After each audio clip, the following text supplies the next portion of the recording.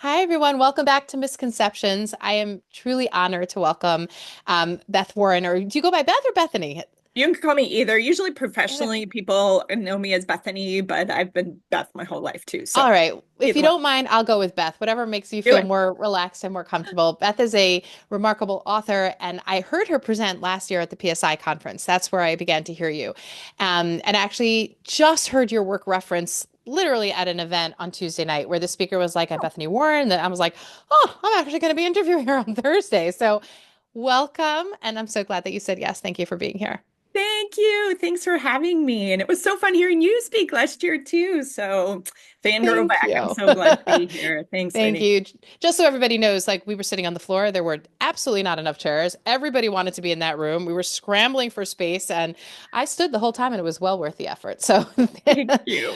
so we kind of came up with the idea of talking about attachment trauma, Yeah. and how that presents in the perinatal world and the perinatal experience. I'd love for you to begin telling us a little bit about who you are, your professional work, your areas of interest. And where do you live? Where are you joining us from?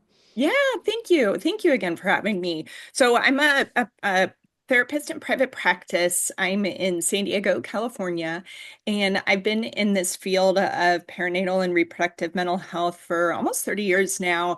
I started out as a social worker in maternal mental health setting in labor and delivery, postpartum, and then neonatal intensive care unit long time ago. And I worked there for a while, almost 10 years. And I also had a little private practice on the side for a bit of time back when I had a ton of energy.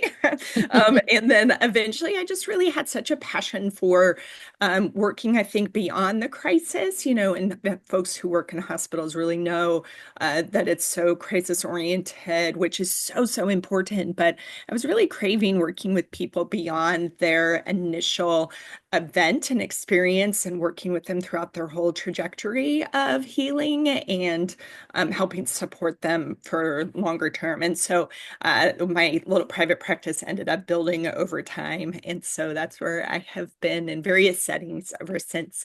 And so I specialize in perinatal mental health and folks who are going through infertility, pregnancy loss, and especially in reproductive trauma. And so I often see attachment themes showing up throughout this work with people who are in the reproductive journey. It's kind of that idea of like people come for their reproductive story and journey, but often stay in therapy because of the attachment work. And whether we're talking about attachment work, meaning what happened to them as children as they were growing up and maybe not getting the experiences that they needed as they were parented, and or wanting to be the best parent that they can be. And I say and or because sometimes what happened in childhood could then inform how they are showing up as a parent. And this can be such beautiful, important work. So yeah, So that's in a nutshell. I love it. And you are an author, right? Tell us about the books that you've Yeah. written. What have you written? Yeah, I've written two books so far. My first one is called The Pregnancy and Postpartum Mood Workbook, and I wrote that with a dear colleague who also is here in San Diego. Her name is Dr. Beth Krieger-Berger, and she also specializes in perinatal mental health. And that's really for people who have experienced any mood changes throughout their pregnancy and postpartum journey, not just quote postpartum depression, but that idea of experiencing any worsening, anxiety, depression, obsessive compulsive symptoms, all the way up to some of the biggies like reproductive trauma, et cetera. And we really wanted to get something out there to people that was accessible, recognizing that not everybody can afford therapy. And sometimes, for example, dads and partners might not be checked on. A lot of people are Yeah. never asking dads and partners how they are doing. And so we didn't want just this workbook to be accessible for the woman herself going through these experiences, but we have an entire chapter for the dad or partner. And we also have an entire chapter on the relationship as well, and how the relationship can be impacted. So that I love that workbook. I'm so proud of it. It was like our first book baby. And then the second one I wrote on my own, called Healing from Reproductive Trauma. And that is specifically for folks who've experienced any distressing event throughout the reproductive journey, including, infertility experiences, high-risk pregnancies, traumatic births, postpartum complications, baby going to the neonatal intensive care unit, or babies who have medical issues, etc. And Yeah. of course, pregnancy loss included in there. Let's begin with this idea of reproductive trauma. I think for some people that's a new word, right? Some people Yes. will be like, "Oh yeah, that's familiar with me." But I remember the first time I Yeah. heard it and many years ago and thinking like, "Wow, that really captures a lot of the experiences that you just described, the infertility and the pregnancy loss and perinatal mood disorders and set the stage a little bit for the audience about what is defined as a reproductive trauma." Yeah, I love that you're asking, because what's interesting to me still, after all these years of working in this field, is there really is no universally agreed upon definition of reproductive trauma. So I always like to say it's what my client says it is, Right. because it is subjective in some ways. It doesn't have to be that someone has a full diagnosable post-traumatic stress disorder, for example. It can be more this subjective experience that they felt terrified, or sometimes, like, for example, there's this really important study where 60% of women who reported having a traumatic birth experience report that the nature or the root of that traumatic experience was how they interacted with their provider, and that they'd felt, for example, like overpowered or demeaned, or maybe even coerced into procedures that they didn't want Hmm. to have. And Hmm. then later they looked back and they were like, what? I did not want any of that to happen. Or they felt like they were being kind of manhandled, or that their body wasn't being respected, or that Hmm. there wasn't, Hmm. informed consent or permission obtained, etc. So that's the idea of, maybe on paper, your birth looked, quote, Picture fine. perfect. Right. Totally. Or your Right. outcome is okay when you look at maybe your infertility treatments. You got a baby out of it. Why are you still, quote, upset? People might even say that to you. Like, why can't you get over this? Some of these like toxic positivity messages. Your family is complete, or your baby's home now from the NICU. Why are you not able to, quote, let this go? And, I'm not saying these words, but more just to reflect what sometimes our clients are hearing. But the Definitely. subjective nature of trauma is that oftentimes it's very sticky. It's not that people are on purpose ruminating and thinking about this stuff over and over, but they might really have a difficult time of shifting their attention away.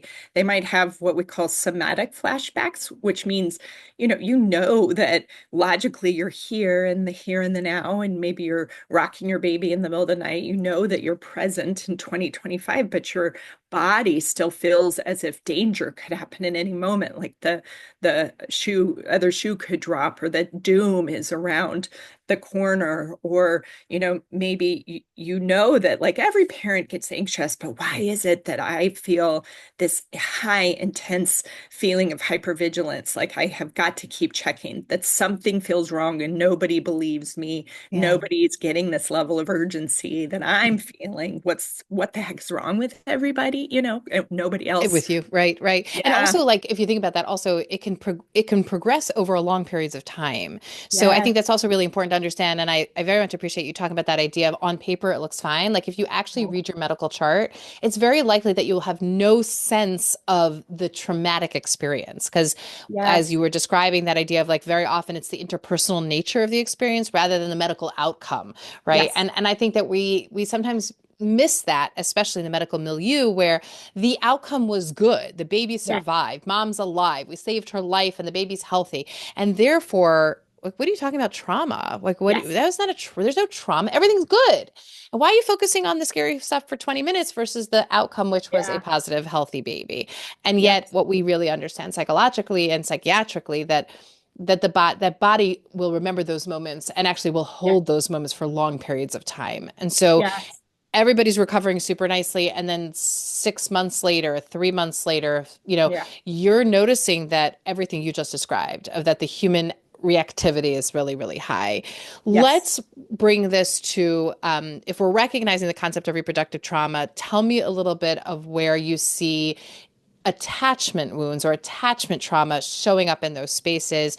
Maybe Yeah. let's start with the most obvious, the idea of like, I don't feel connected to my baby, perhaps, but Yeah. maybe, and then we'll broaden it from there. Why don't you start wherever, whichever direction you want to take it? Yeah, I love this conversation, and I can and do, in fact, do entire day trainings on this. So I mean, I really could talk to people till I'm blue in the face about this because it is so, so important. This is where I see the opportunity to break multi-generational patterns, but also this early intervention is so crucial. This is where some of our best work can be done in helping support new moms and new parents.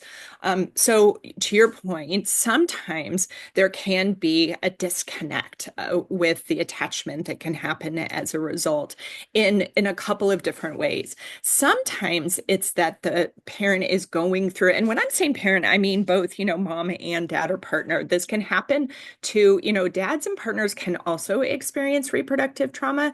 Think about how helpless they might be feeling when they're just standing, let's say during a traumatic birth, standing and just watching in horror and not knowing what the heck's going on. Maybe they're not even being kept informed, or maybe they're watching powerlessly, and later, maybe nobody's again checking in on them. They might Right. have traumatic symptoms that are rolling and brewing for years if they don't get any intervention. So that's why I'm saying parents. Um, so, sometimes it can be that parents are going through the motions of caretaking. They're doing a great job of taking care of their babies. They're doing everything in pouring themselves into their babies, but they might be really feeling a disconnect. They might even be blaming themselves for that. Why does everybody else say they feel this warmth, this ooey gooiness? I didn't get that. When I delivered my baby, I didn't get that moment that everybody talks about. Why am I not feeling that? Or I'm seeing on social media, my friends are just glowing when they're talking about in that first moment of meeting their baby. I didn't get that. Like, so that they're doing all the things, but they're not feeling this warmth and a connection. Or, And I just want to say oh, one please. comment here that sometimes the aftermath of a traumatic medical event Yes. may be on a very practical level, they are unable to access that. So, Yes. when there's a medical crisis with mom, then the baby is taken away from mom so mom can be attended to. When there's a medical crisis with baby, the baby's taken away from mom so we can attend to the baby. So there is a very real experience of disconnection that Yep. and potentially even a moment of many moments of grieving the loss of those moments of I didn't get to hold, I didn't get to immediately put the baby on my breast if that was what you wanted, or I didn't Yes. get to wipe the baby down, or I didn't get to have any of that chest skin to skin. And we really want to understand that even if baby's fine and mom's fine, in the aftermath there were these moments that were missed on a very practical level. Yes. And I'm so glad that you said that. Also, think when you are in a fight, flight, freeze, or fawn response, these survival responses, that would be as if you're running from a bear in the forest. I always use the bear analogy, which I don't know why. I don't know about you, but I certainly never ran from a bear. Um, it would be really difficult at that moment to also be tapping into this deeper sense of love and connection, as well Sure. as like the neurochemical processes of, like oxytocin and dopamine, when literally your brain and your body are like, don't die, don't die, don't die, don't die, right? Right, And right. so I think it's important to think about those aspects as well. And it's not just during times like birth or an intense crisis that's a one-time event. Think about also our parents who are visiting their baby in the NICU for months, who are in these chronic survival responses, who feel like they can't even let themselves go home for long periods of time because there's such guilt there. There is such, intense stress that they can't, quote, allow themselves to relax or to, just be. It's just that constant hypervigilance. So yeah, again, we're seeing it's not the parents' fault. It's not that they are monsters or bad parents, even though this is often what they're telling themselves, for, sometimes this feeling of a lack of disconnect. It's The, very the much, the lack of connection, the presence of or, disconnect. sorry, yes, the Yes, presence yes, of yes. disconnect. Yes. Still early. My coffee's kicking in. Thank you. You But are that 3 hours behind me, so sometimes we're seeing that. Sometimes we're seeing that there is such warmth and connection, and people are saying, I love my baby so much. And we're seeing the volume cranked up and the intensity of the anxiety, that there is almost like a lack of discernment where Hmm. it's hard to read safety. What's safe, what's not, what is um uh going to be tolerable and what's not. And what we might see with something like this, with someone who's been through a reproductive traumatic event, is that it might be hard to discern who are my safe people that I can involve in the care of my baby. So we sometimes see people not trusting, loved ones or even their own partner or spouse who is like, please let me take the baby so you can go nap. And it's like, no, like my body wouldn't be able to even fall asleep right now. Like I wouldn't be able to tolerate that. Or sometimes vice versa. I don't trust myself.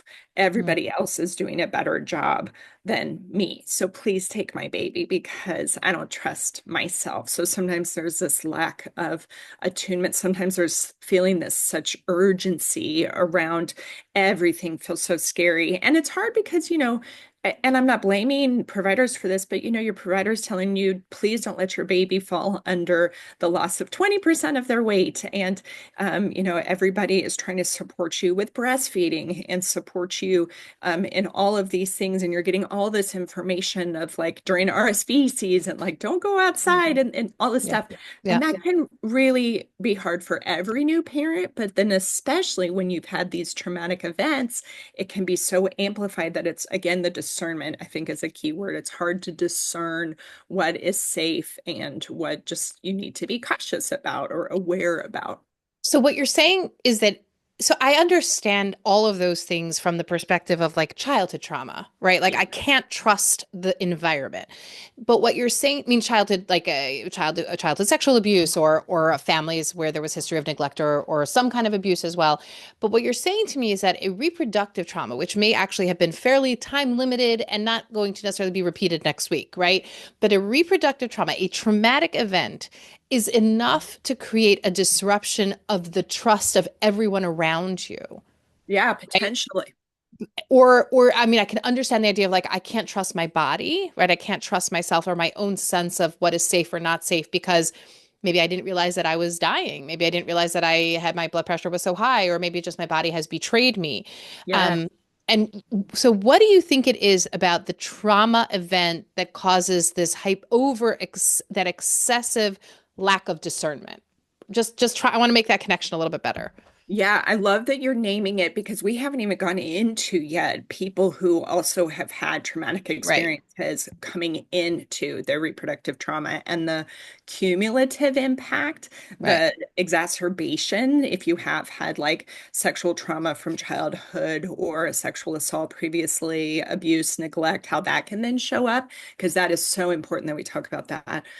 But yeah, you named some of it is for some women, it's that sense of, I can't trust my body. My body already has betrayed me. For some, it feels like a lack of trust of systems. If you Okay. feel like the system has failed you, I can't trust what I'm being told. Or, for some, what is really interesting to me is I hear from a lot of women, if they have already reassured you that, oh, it's rare that this XYZ would happen again. Let's say someone has already lost a pregnancy due to a genetic anomaly that is, quote, rare, and then you're being reassured. Well, the likelihood of that happening breastfeeding again is so low, or the likelihood of losing this baby is so low, Hmm. even though that might be factual, that doesn't often resonate.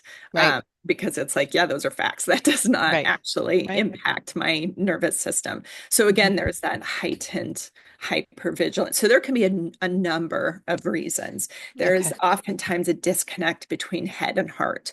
Logically, I can hear you. I can hear those stats that my pediatrician is telling me, or my, high risk OB is telling me, my geneticist is telling me. But yeah, my body doesn't buy it. I'm still Hmm. feeling this mama bear energy. Like I have got to be on guard and vigilant. And sometimes that can have real significant impacts on functioning, like Sure. not sleeping, like, checking throughout the day, the baby's breathing, et cetera, so much that it's a detriment to a mom's own functioning or a dad's own functioning. This is where we often sometimes see an overlap with OCD Sure. and trauma as well. There's a high co-occurrence overlap. Okay. So we really have gotten nice and deep onto the trauma experience, the reproductive trauma experience. Now let's go shallow a little bit before we go deep again Yay. on attachment. Talk to Yes. me about the definition of attachment, what we understand to be healthy attachments in childhood as well as in adulthood. Like, let's take it from childhood and then bring it into the perinatal spaces. Talk a little bit about healthy, normal attachment and then where things can go wrong.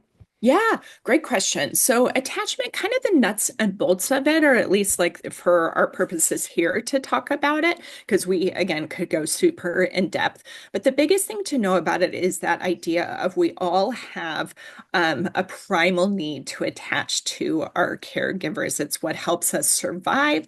It also shapes how we look at the world and start interacting with others. It helps us understand ourselves and our perception of safety. It helps us learn how to build emotional regulation skills. That idea of I can learn how to eventually calm and soothe myself because I know that you are there. And some of the basic tenets, or not tenets, what am I trying to say? Aspects, a better word, to secure attachment with a caregiver, that idea of attunement. Has your caregiver learned over time? Because all of this, by the way, is learned. It's not a one time you get handed your baby and you're like, I got this. Learn to read you. Have they learned how to read your cues? Have they learned how to read? It's kind of like when you're in a bad mood later as a teenager, does your parent know, oh, something's up. How you doing? You seem off. Like that's the idea of attunement. It's kind of like when your partner knows like something just shifted. There is a shift in the mood in the house. That is attunement. The idea too of reliability. Reliability is really important because that is kind of that idea of predictability. We don't have to be 100% predictable. There's no such thing as humans. But predictability, meaning like I know that there's consistency. My parent is going to show up for me more often than not. This can be a hard one with people who had a parent with addiction or with Mm, significant anger issues, or where there's been neglect, where the parent comes and goes because of their lack of, again, consistency and predictability with even their ability to show up for themselves, much less for the child. It can be hard when there's a hot and cold parent. Sometimes they're angry and kind of scary and volatile, maybe because of their own mental health issues or what have you. And then sometimes they're like warm and nurturing. That can be super confusing for a child and their, developing nervous system. Nurturing is a really key aspect of secure attachment. What happens when you're sick, for example? What's your caregiver's response when you're sad, when you're hurting emotionally? How are they showing up? It's not always words of affirmation. There's a lot of different cultures, for example, where you might not get the like warm words, but how are they nurturing and caring for you? And some of that is we're talking about basic nurturing. Are you being fed? Are you being consistently, do you have a safe place, etc.? mhm. But it's also that like warmth and caregiving. Guidance and wisdom is also a crucial thing. Sometimes people will, as they're reflecting on their parents growing up, think about, maybe together their parents, if they had two parents, made one secure attached figure.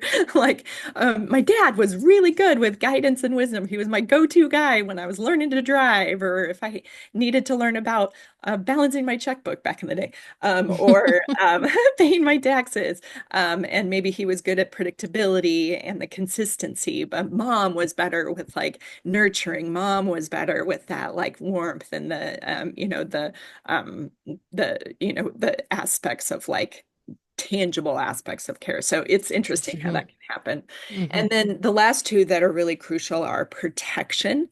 And we're not just talking about protection from outside forces, like protection from harm from others, protection like teaching you how to also be aware of the world and harm, but also protection from themselves. And that's a really tough one when it kind of goes in hand with that predictability piece, especially with a parent that maybe has struggled with addiction or maybe some significant mental health issues. And then play. Play is actually a really significant one. And that's one with the attachment researchers that has actually been more recently Hmm. addressed that not it has not necessarily been explored earlier on like decades ago, but has actually been really important to address in terms of that impact on a child's development.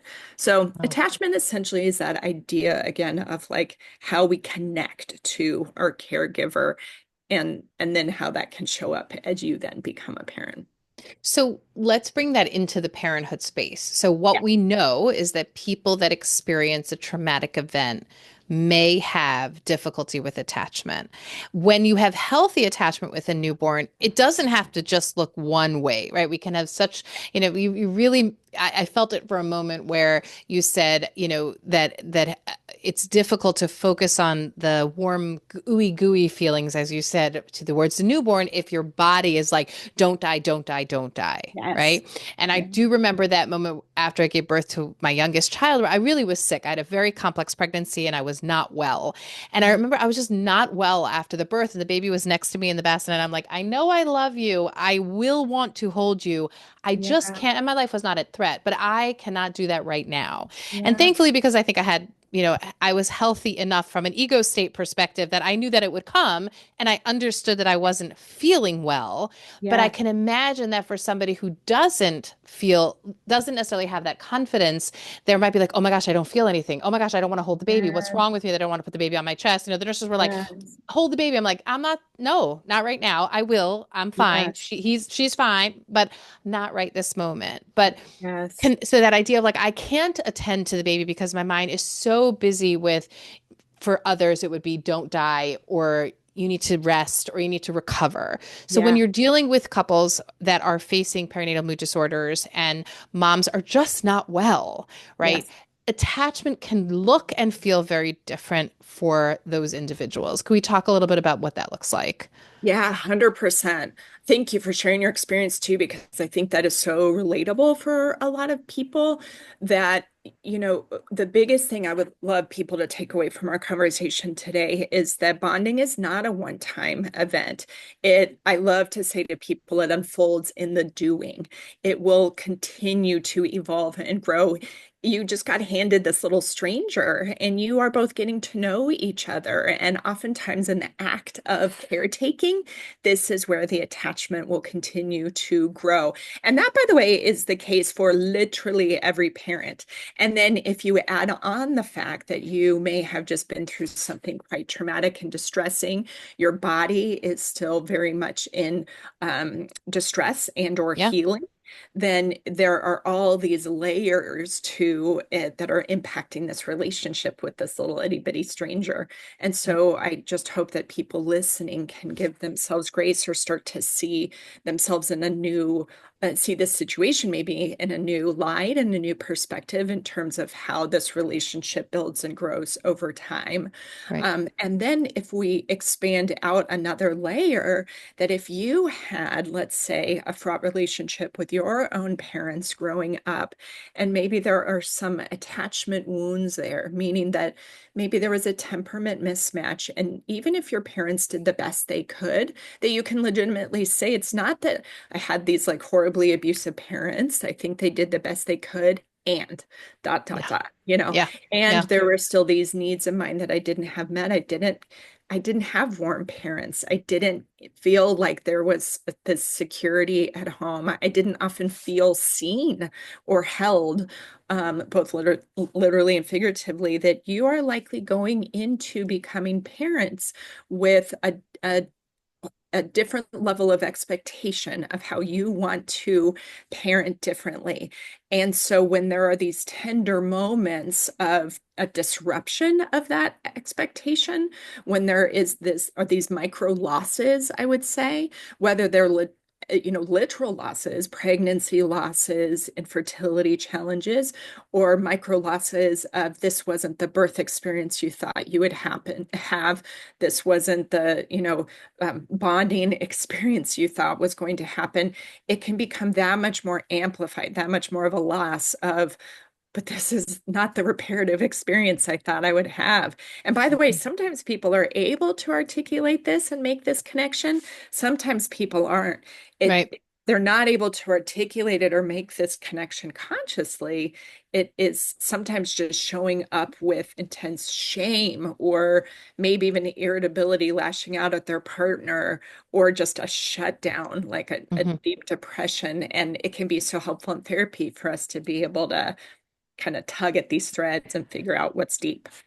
One of the things I'm thinking about also is the idea that for some people who had, we'll call them attachment wounds, where the attachment in childhood really was complicated. And Yeah. I feel very, very strongly about this idea of not throwing the moms under the bus, because I think historically in therapy, that psychotherapy really did that. It was always the mother's fault. It was the cold mother. It was the absent mother. It was the inattentive Yeah. mother. And I think that, sometimes I'll have clients who will say to me, like, I don't want you talking about my mother because I don't want to, like, she was a good mom and she did the best she could. And Yeah. thankfully, I have been able to navigate that with my clients in a way that they've begun to trust me enough to say, like, we don't Yes. have to throw mom under the bus, but we Yes. can identify patterns of behavior that maybe aren't serving you well moving forward.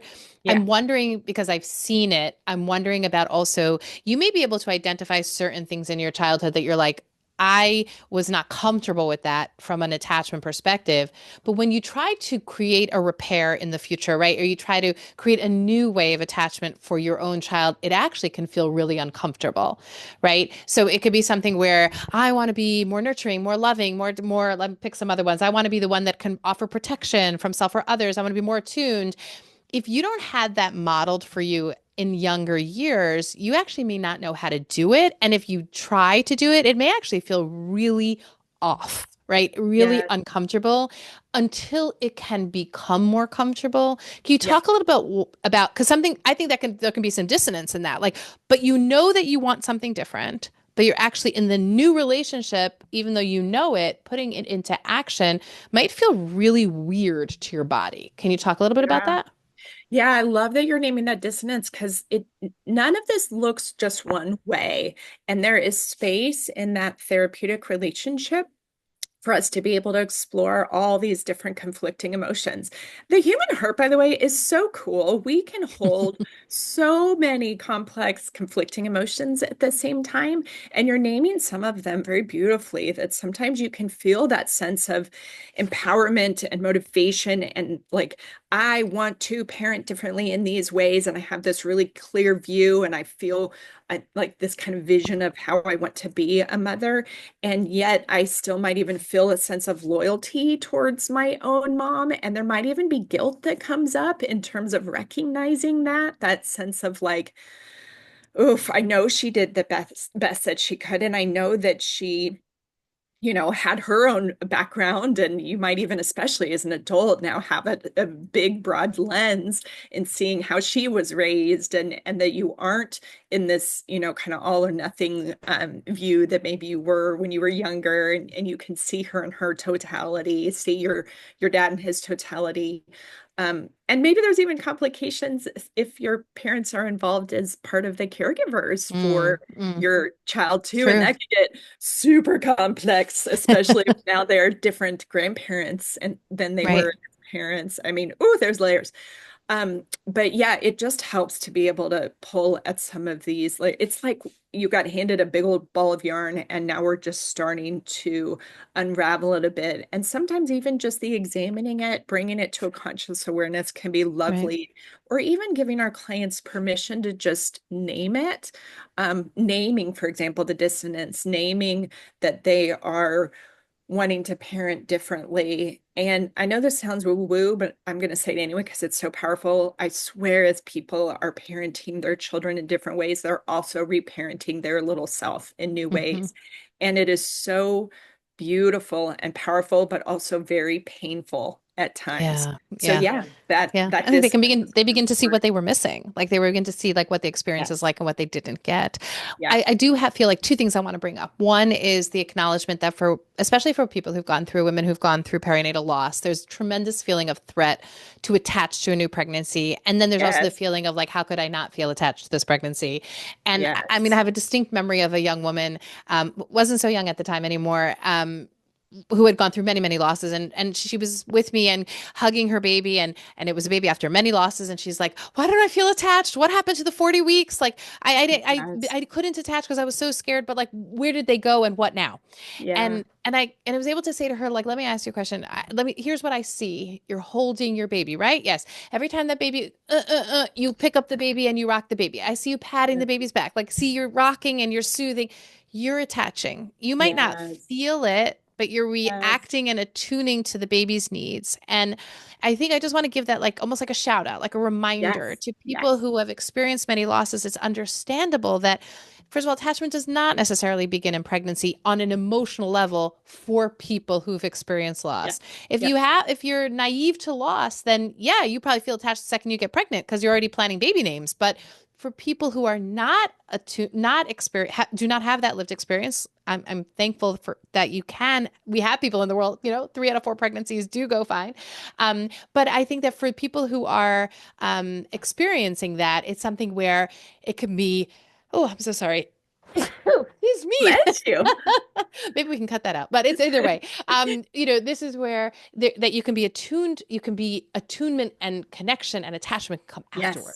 Yes. Yes. Um, and I think in addition to that, reminding you of the activities of attachment are really what you're saying. Like you can, Yes. every moment that you hold or feed or connect to your baby is actions of attachment. Your baby has your baby's attached. Baby, you're Yes. responding to that baby's needs.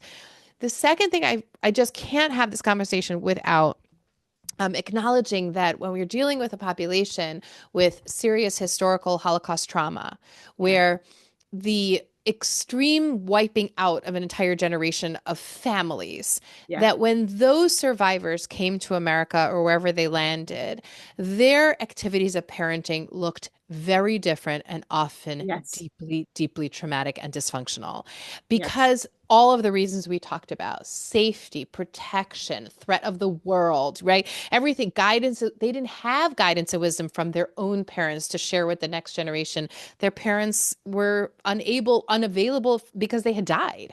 And then Yes. plus the trauma. So you think about, I actually, in my intake conversations with any new clients, it's always going to say, are you, at this point, it's a grandchild or a great grandchild of Holocaust survivors? Because Yeah. it gives me insight into the generational experience of Yes. who was not parented.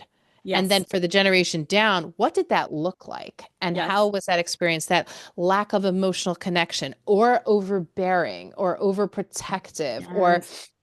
or an inability to have any form of emotional expression because you have to be the good girl, you have to be the good boy. You cannot have any Yes. level of dysregulation because everybody died, right? And so, and the parents couldn't handle it or tolerate it. So I think Yes. when we talk about attachment wounds, I'd love for there to be some compassion generational up, right? For those of you who might be listening, think about your parent who may have been parented Yes. by a survivor and how that impacted their ability to attach to you or your parent. So just something Yes. that I think that intergenerational traumatic component, we can never kind of walk too far away from it, but it's super important for us to consider. No, it's always in the room. And thank you for sharing that because that is so crucial. I want to talk about both things if we have time, because Please.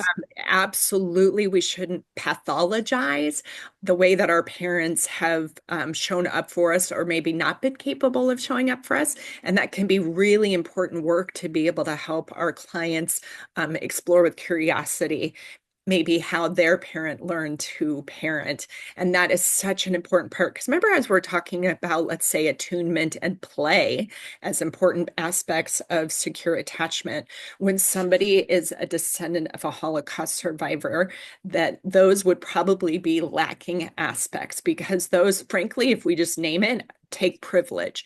Those take privilege of having safety to then be able to engage in regular, consistent play, It's true. to be able to, attune to your child's emotional needs and emotional, affect and their mood that requires the ability to be able to tune into that, recognizing that we're safe to be able to do that. When your nervous system is telling you that, no, we can't engage in that way, the world is not safe, even if, again, logically, there might be indicators that there is some sense of safety in this particular community or in particularly my home right now. When your Mhm. nervous system is telling you, heck no, then those are probably going to be lacking aspects. And that's why it is so crucial. I love that you are saying that we're exploring these things with curiosity. Why might that have been lacking? And what's the impact on you? It's not just Absolutely. to your point, let's throw them under the Absolutely. bus, but let's Right. explore what was the Right. impact on you. What the Yeah. these things were lacking is only one small piece of the puzzle. Right. And as you say this, I'm realizing something else that's much bigger. And again, I will just say this briefly, and then we'll move on. That I am parenting in this moment as a Jewish woman in an Yes. environment that does not actually feel safe for me anymore. Yes.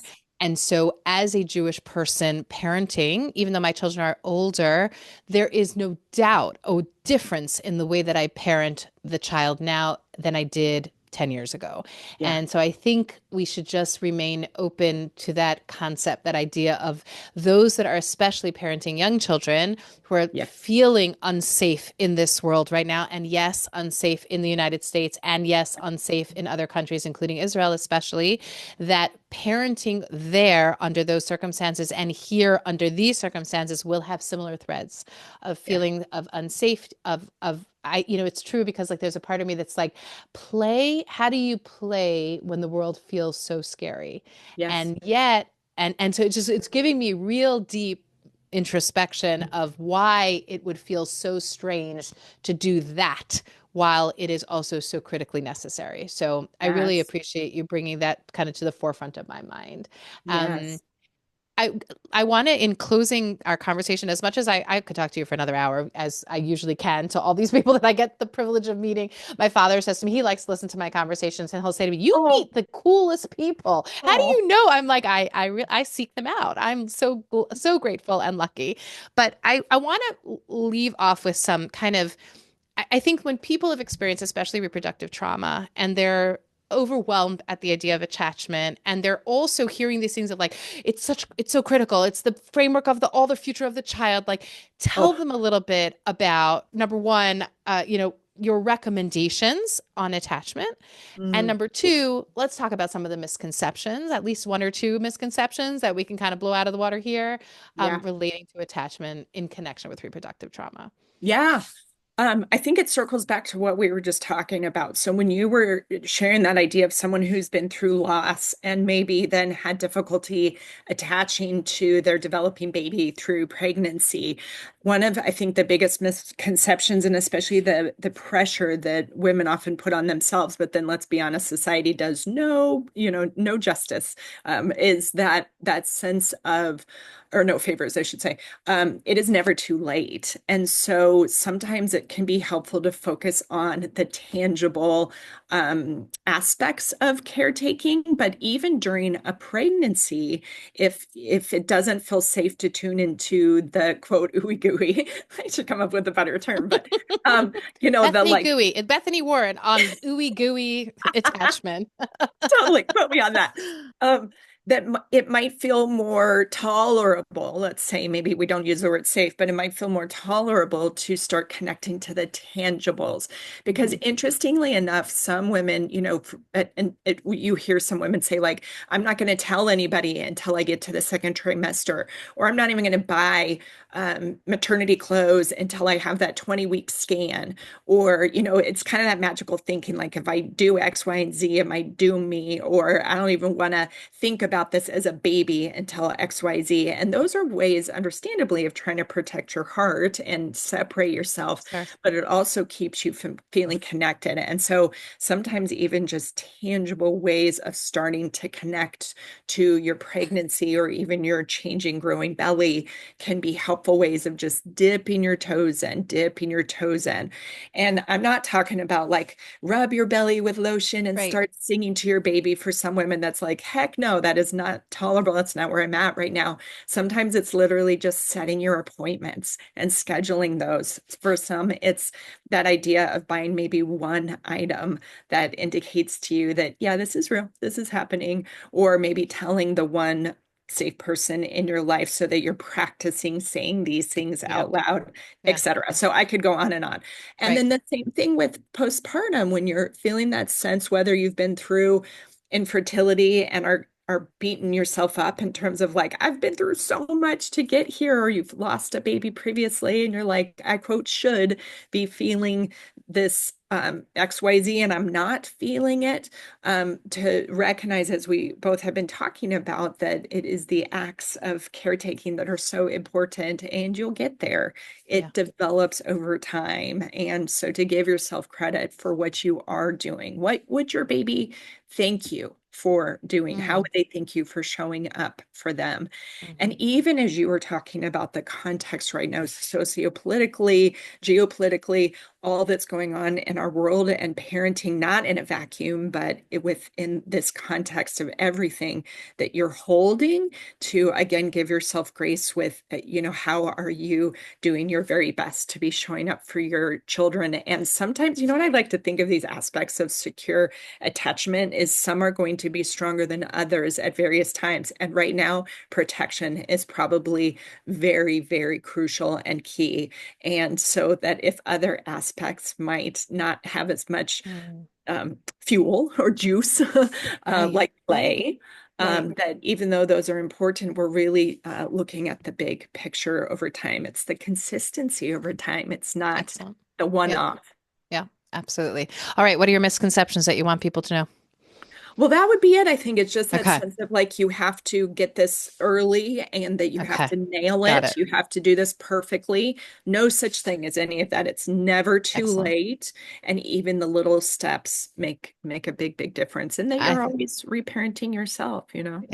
I love that. And I really love that. And I think that what we've done is also created a bit of a practical space. And by the way, some of those activities of attachment or attunement or attending to a pregnancy can be done in 1 minute increments, right? We're Yeah. not talking about, like you said, not lathering up the belly and singing to the baby, but I talk to my clients about just putting their hands on their belly and Yeah. just sit with their hands on their belly for 30 seconds because that can feel very overwhelming and intolerable for somebody who's very overwhelmed by the idea of being pregnant. So 30 seconds once a day. Maybe you build Yeah. it up to 30 seconds twice a day. Maybe eventually it will be something more than that. Yeah.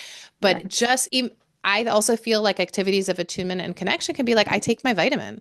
Right. I'll say to Yes. moms, oh, did you drink? No, I'm not going to drink while I'm pregnant. Are you taking drugs? No.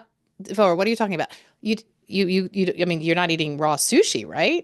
Like that. And they're like, no, no, I'm not doing that. So I'm like, that's attachment. Yes. You have created Protection.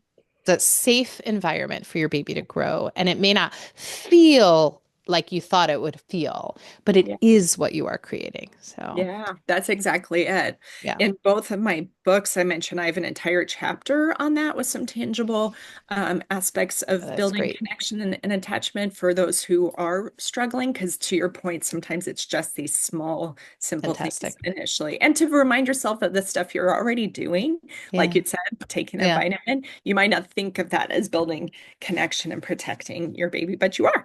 Absolutely. Beth, thank you so much. This was wonderful conversation. I Yes, so appreciate the knowledge and wisdom that you shared with all of thank us. So you. thank you. Thanks for Thank you. having me. we're going to put all your information into the episode notes, and you can definitely reach out to Beth on your own. But thanks again Thank for being you. here. Thank you.